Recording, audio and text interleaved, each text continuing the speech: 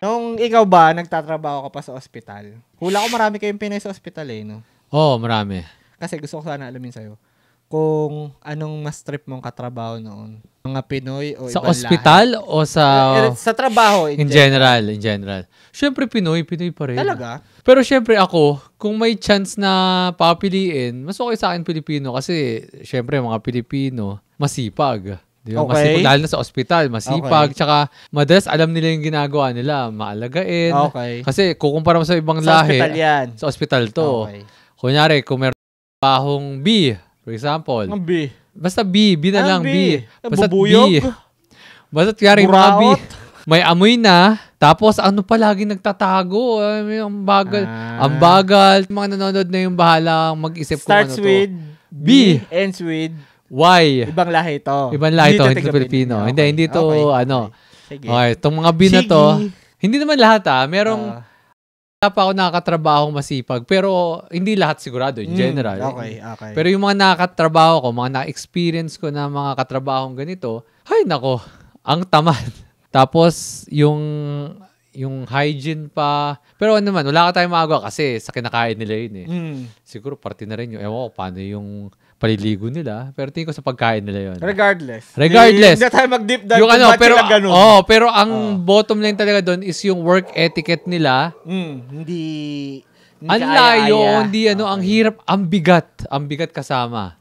Ako kasi, kung usapang workload, Pinoy. Kasi kikilos yan, kakayod yan. Pero kapag may halo ng socialization, Di wag mo nilang i-close yung mga katrabaho mo para hindi ka makapagkwentuhan.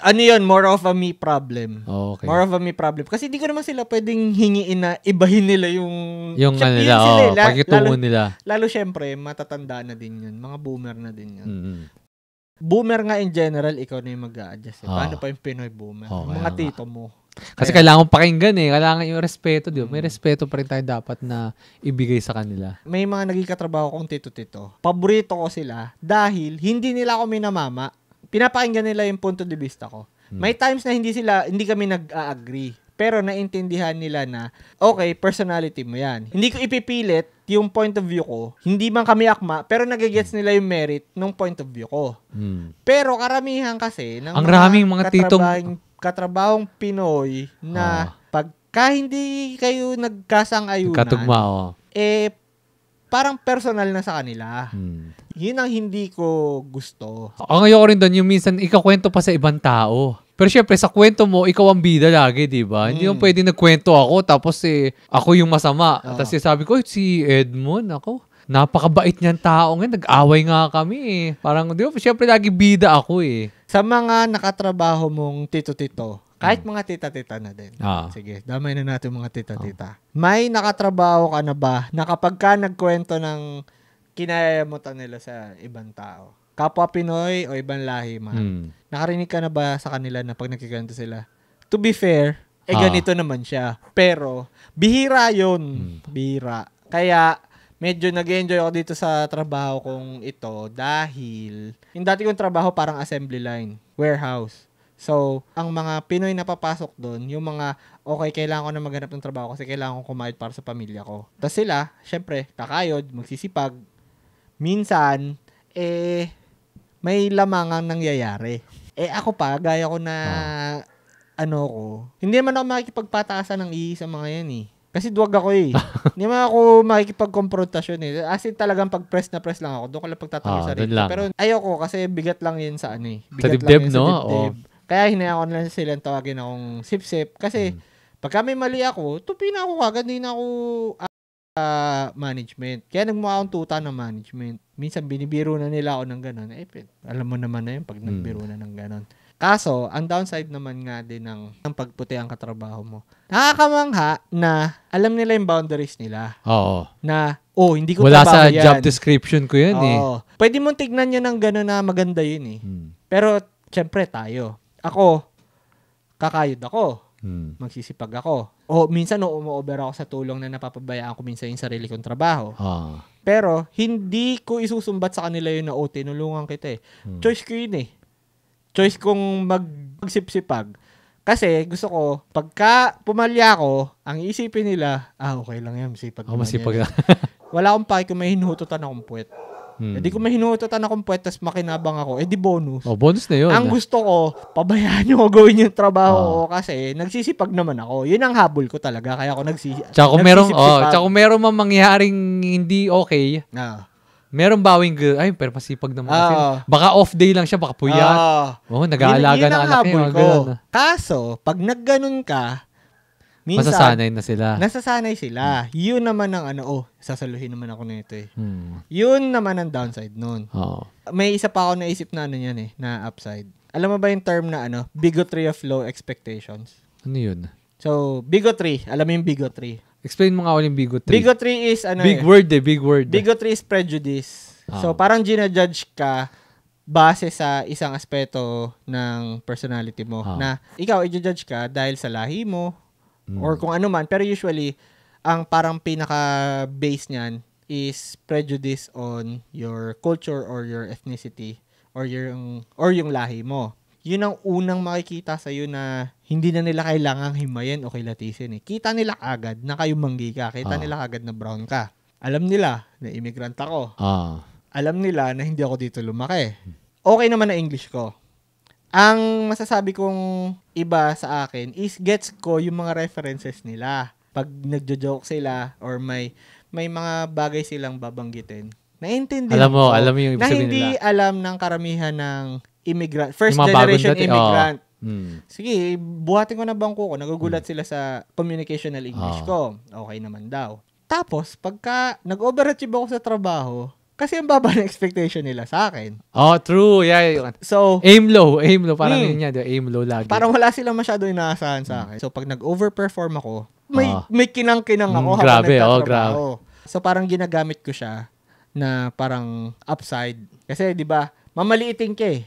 Mamaliitin ka. Merong agresibong mamaliit sa'yo. Merong ang baba lang na expectation sa'yo. So, hindi siya agresibo. Pero ang baba na expectation sa'yo ng tao. Yun ang isang gusto ko. Parang silver lining, no? Parang pag mga Pinoy katrabaho ko, wala akong ma-outwork dyan. Sobrang sisipag ng mga yan eh. May mga binabayarang bahay yan eh. Ako wala eh. Upa lang eh. Grabe ang mga yan mag-overtime. Mag-OT, Ako, mahina na ako mahina. Pag ako napagod, ayoko na. Uwi na ako. Minsan umuwi pa ako, nagsasakit-sakitan ako. Uuwi na ako. Uy, baka marinig tayo ng too late. Wala na ako doon. Okay. Pero suya na ako. Uuwi ako. Binatin tamad. Wala akong at saka hindi ka rin kasi masaya eh. Hindi ka na masaya doon sa workplace na yun eh. Kaya gusto kong sumibat para alagaan yung yung mental space mental ko. Health mo. At sabihin na naman ng mga tito niya, pagka may pangangailangan ka, walang mental space na ganyan. Pero kinreate mo yun eh. Kayo nag-create ng pangangailangan na yun. Di good for you. Masipag ka, ako hindi. Okay. Yun ang isang upside para sa akin pagkatrabaho mga puti. Dahil kag ka lang din naman sa isang malaking makina eh. Pero pagka puti katrabaho ko, parang napakakinang ko na kag. Para kung bronze. Kaso minsan may expectation eh. No? Yun lang yung kapag puro puti yung kasama mo. Na parang, masipag naman kasi yan. Pilipino yan eh. Okay lang yung sipag eh. Kasi base na sipag, malalamangan mo sila eh. Pero, magugulat sila kapag tama yung ginagawa mo, hindi mo pa nga ginagalingan eh. Susundin mo lang SOP. Parang galing na sila sa'yo. Parang automatic na.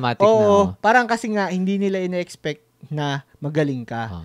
Parang base form mo lang yung susundin mo yung SOP. Parang galing na sila sa'yo. Kaya dito sa Canada, gulatin nyo sila. Tamad-tamad ka.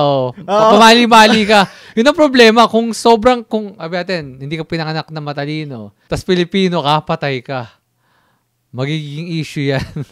Kasi hindi ikaw yung ina-expect na Pilipinong hinar nila. Pero I think ang Pilipino ngayon, naiisip ng mga ibang lahi na madiskarte tayo eh. I guess baka sa ospital. Oo. Kasi yung mga pwede pala yun. Pwede. Parang yung mga hindi naman normal na ginagamit itong tape na to, nagagamit pala sa ganitong paraan. Itong usapin na to, parang ang lang nito, mga OFW, mga immigrant. Kasi syempre, kung nasa Pilipinas ka eh, di ba? Lahat kayo Pilipino eh. Tapos sa Pilipinas naman, bihira naman yung nagkakareer ng mga manual labor na trabaho eh. Pagka pumasok ka sa corporate office, parang expectation ka agad sa'yo, may skills ka dahil dumaan ka ng college degree. Hinabol mo yan. Dapat, alam mo to. At saka ang raming pinili, sinalakay mabuti, di ba? Kapag nakapasok ka. Oo. Minsan, sa mga manual labor jobs dito, kailangan lang sa'yo. Ready ka na ba next week? Basta't magtatrabaho ka. Basta't meron silang tauhan yun naman. Katawan. Kailangan nila ng katawan. Yun lang. Minsan, tatanggalin ka na pagtapos na yung project. Minsan, seasonal lang yung trabaho. Kaya, ewan ko, ngayon, preference ko, mga puti. So, pangalawa lang ang mga Pinoy na katrabaho? Or meron pang nasa pangalawa sa'yo? Well, either puti or Pinoy lang naman dito eh. Bihira magkaroon na kunyari, for example, mga Chinese, no? Oo. Lalo sa linya ng trabaho mo. Oo. Kasi, syempre nga, pag Pinoy, walang arte-arte. Kailangan pumere. Pero, minsan, yung iba naman din, sobrang focus. Pag trip mo naman pumetek, ikaw yung nagiging parang puti. Ang hirap. Yun nga, kaya ayokong Pinoy katrabaho. Hindi ko ma-outwork yan. Buti lang ako, may pleasing personality ako. I think, na-compensate ng pleasing personality ko yung sipag ko sa trabaho minsan eh. So, sipag sa trabaho o kakulangan ng sipag? Sakto lang. Sakto I do what I need to do. Pero, pagka kinumpare yan doon sa mga overworker na Pinoy, kulang ka. Pero nagawa ko ng paraan. Nagmumukha akong masipag. Sa mata ng lahat. Meron akong ginagawa dati. Float ako, diba? Float ako sa ospital. Float meaning? Meaning, kahit anong floor. Kunyari, sabi natin, hospital float ako. Punta ako sa medicine, punta ako sa area na to. Kahit anong floor. Department. Kung saan nila ako kailangan, doon ako pupunta. Okay. Minsan, akit ako sa, kunyari, for example, 5th floor, buti wala na ako doon. Sa 5th floor ako, kunyari, makipagkwentuhan lang naman ako eh. Ano ba kailangan yung tulong? Ganyan. Assist lang ako, di ba?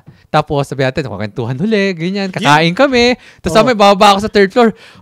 Ang busy doon sa 5th floor. Grabe, rin ko gets. So, gano'n. Tapos, hindi, pahinga ka lang muna dyan. Sige, mag-break ka muna. Hindi, dito muna ako sa puntahan nyo muna, babantayan ko yung pag meron tumawag ako, sasagot. Yan na nga yung sinasabi ko. Kasi, masasabi mo ba na ang diskarte mo dyan, ang gaganyanin mo, ang titirahin mo ng ganyan, yung mga floor na hindi ka bisihan. Hanggang sa makakarating ka doon sa floor na busy na, tapos na yung parang yung rush busy, hour. Tapos nagagaganong ka pa, tapos sa arte ka ng busy sa ganitong floor. Hindi na nila kailangan ng tulong mo doon. Siyempre, hindi naman nila alam. Pero doon papasok yung pagiging madiskarte nating mga Pilipino. Or maybe ako lang yun. Ewan ko lang. Hindi rin naman magugulat kung hindi lang ikaw yung ganyan. Maraming gumagawa noon. Pero nagtatrabaho naman ta. Don't get me wrong, guys. Sa mga nanonood na naging katrabaho ko, don't get me wrong na nagtrabaho rin naman ako noon.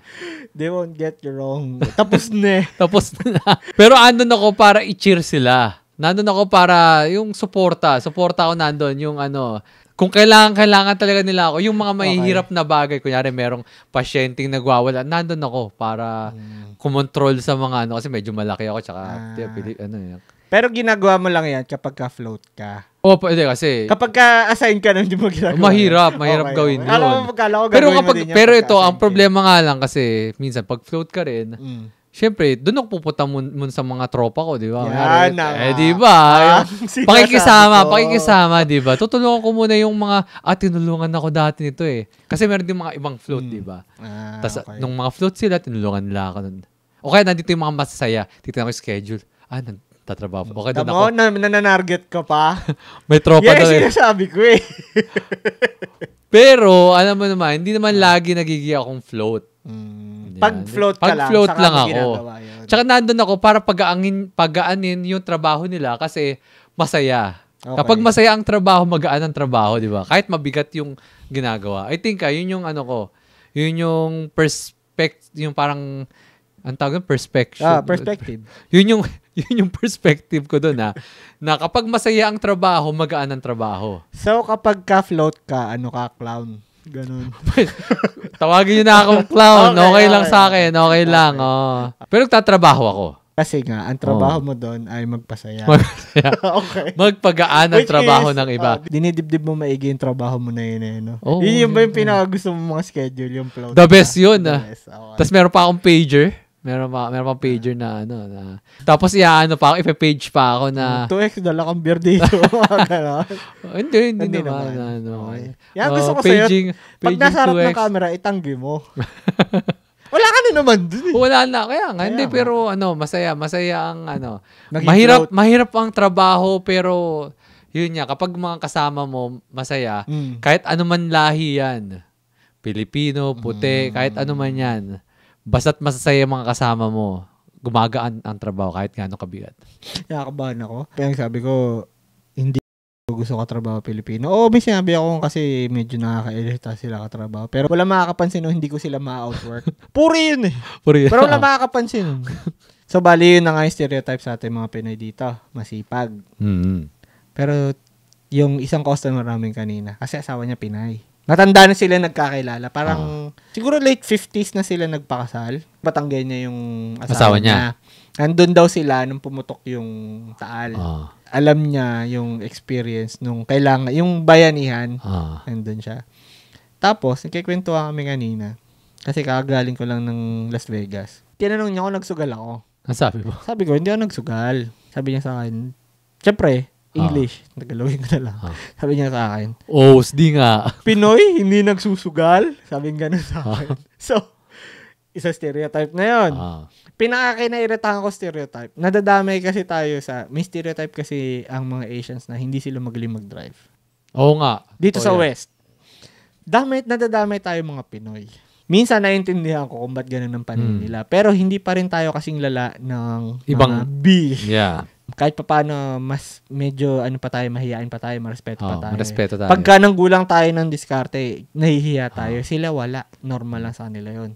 Yun yung stereotype din sa kanila. So, nagulat ako, may stereotype pala tayo na mahilig magsugal. Siguro akala kasi nila Chinese or Vietnamese kasi ganoon din, Asian rin no? Oh, siguro kasi yun, siya din, pagkakaalam ko din sa kanila, pag may family gathering yung asawa niya, nagsusugal, nagmamadyong yung may baraha lagi, may baraha lagi. So, miski bata. Baka ganun. Kaya baka ganun ang tingin niya. Anyways, takeaway. Pinaka-takeaway ko siguro, pwede kang subsub na lang sa trabaho.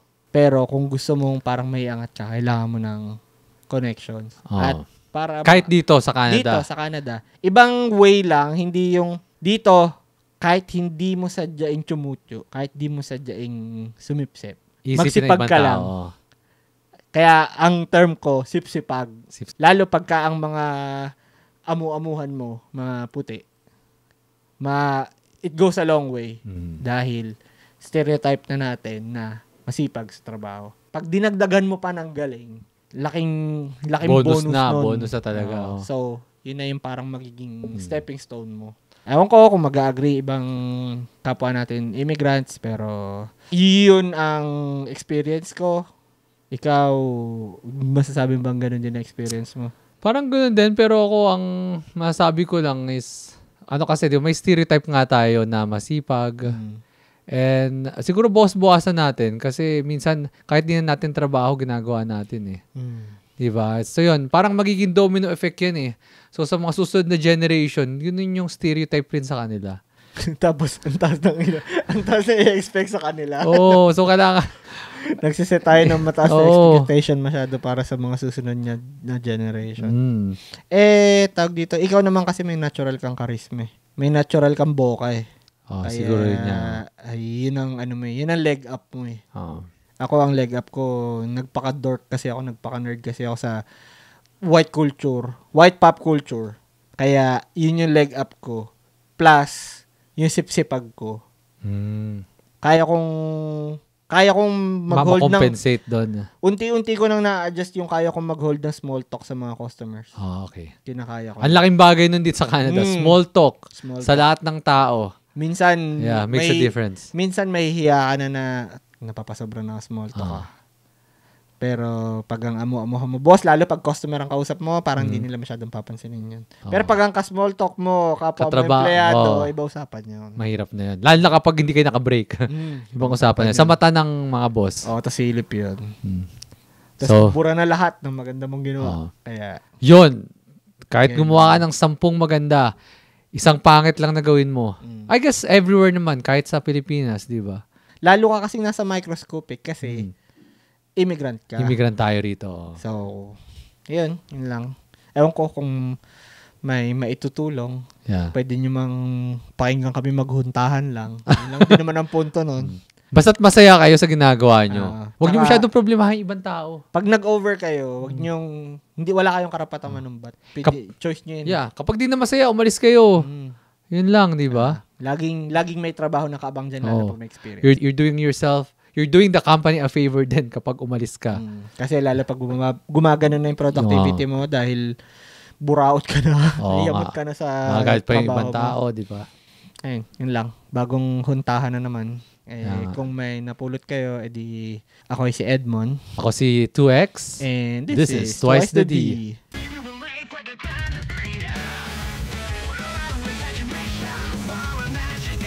Free.